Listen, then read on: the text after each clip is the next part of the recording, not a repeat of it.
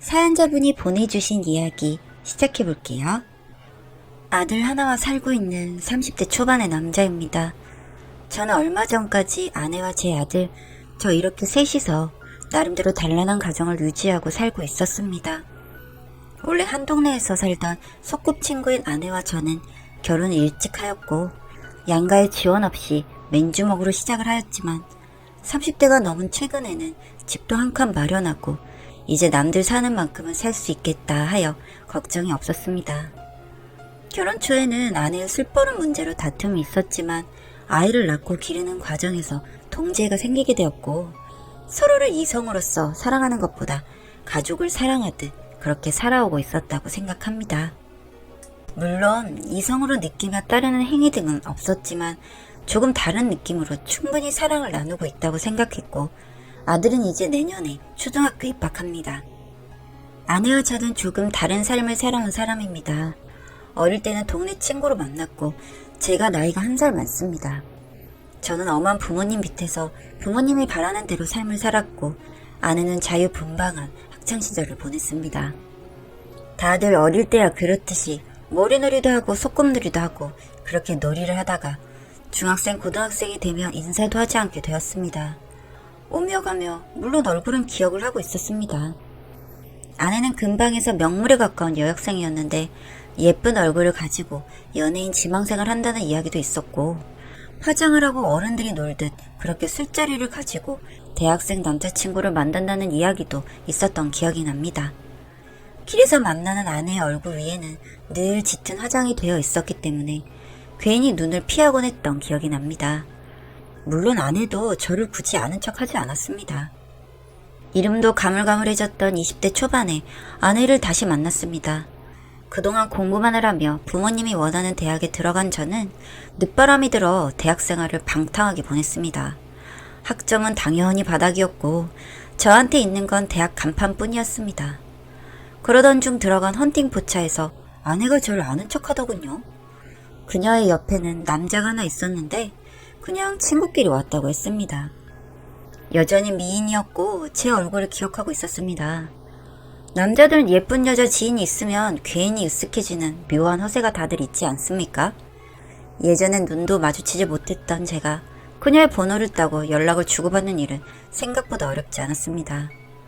그렇게 공부를 해서 따낸 꽤 그럴듯한 대학의 간판이 그녀의 마음에 들었을지도 모르는 일이죠. 그날 얼큰하게 취한 상태로 그녀와 밤을 보냈습니다. 그날부터 사귀기로 하였고 생각보다 아내는 보수적인 구석이 있었는지 저한테 결혼을 졸랐습니다. 밤을 보냈던 날 함께 있던 남자는 민수라는 사람으로 아내의 베프라고 했습니다. 저는 연애를 처음 해보는 거나 마찬가지라서 정신없이 아내에게 휘둘렸고 부모님의 반대를 무릅쓰고 결국 식을 올렸습니다. 잘 몰랐는데 아내는 부모님이 없었습니다. 그래서 지원을 받을 것도 없었죠. 부모님은 저 여자랑 결혼을 할 거면 인연을 끊겠다는 입장이셔서 휴학을 하고 미친 듯이 과외를 해서 월세방 보증금 정도를 모았던 것 같습니다. 그 다음에 아내가 임신을 했고 저는 가장이 되었습니다. 아내는 생각보다 순순히 생활에 적응을 하였고 민수는 마치 아이의 외삼촌이라도 되는 것처럼 친밀하게 우리를 도와주었습니다. 그래서 저도 민수에게 마음을 열고 아내의 친구임을 인정하게 되었습니다. 그리고 결론만 말하자면 민수가 제 아들의 아버지입니다. 얼마 전 유전자 검사도 진행을 했는데 제 자식이 아니라 저 새끼 아들이더군요. 그래서 제가 지금 이렇게 고통스러울지도 모르겠습니다. 조금 이야기를 풀어보자면 대학을 어찌 졸업을 하고 저는 운 좋게도 대기업에 입사를 했습니다. 경제적인 상황이 나아졌지만 가족처럼 지내던 아내와 관계에는 별다른 진전이 없었습니다.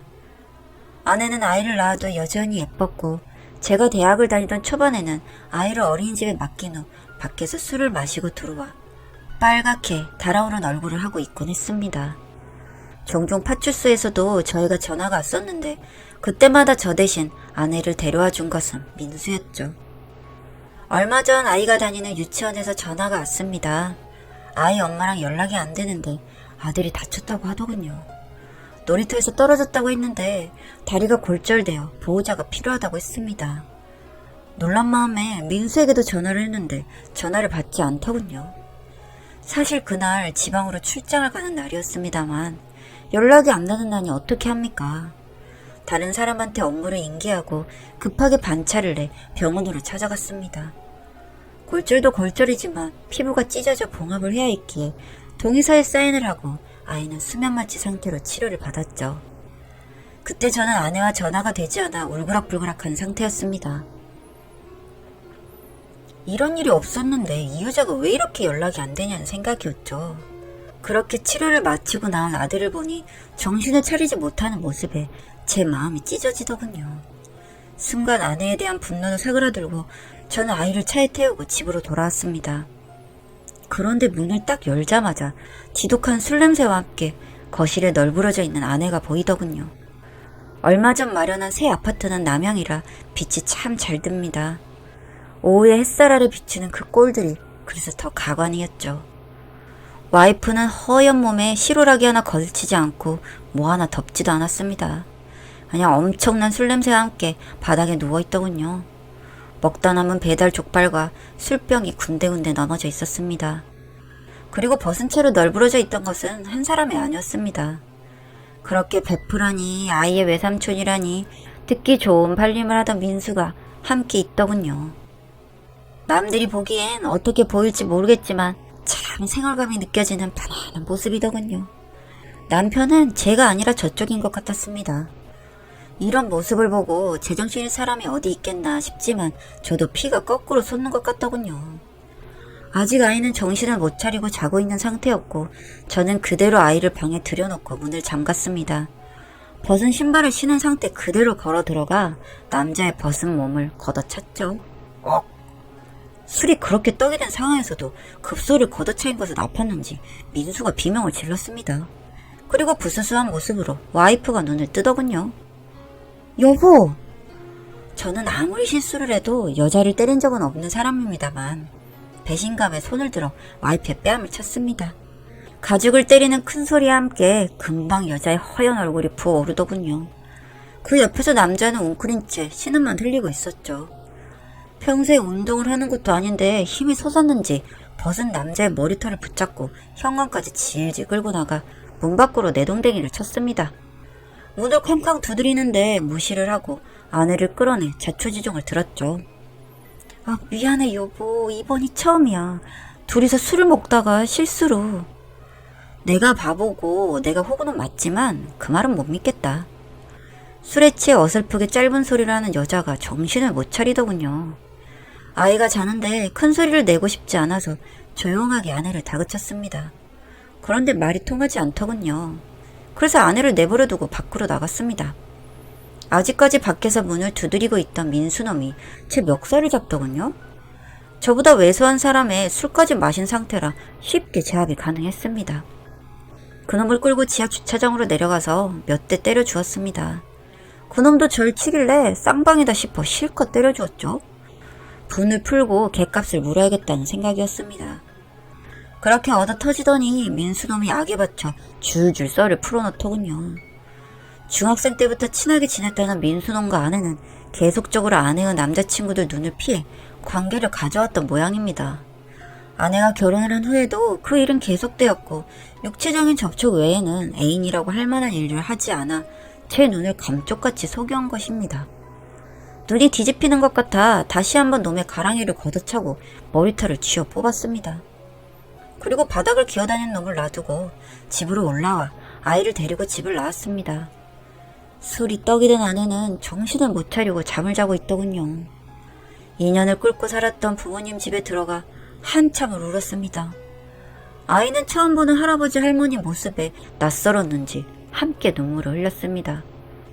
자초지종을 들은 부모님이 당장 이혼하라며 펄펄 뛰시더군요. 그렇게 부모님 집에서 출퇴근을 반복했는데 어느 날 저희 어머니가 조심스럽게 입을 떼셨습니다. 내 생각엔 얘랑 너랑 많이 안 닮은 것 같다. 한번 알아보는 것도 좋지 않겠니? 사실 저도 알고 있었지만 애써 부정하던 일이라 저도 마음을 먹었습니다.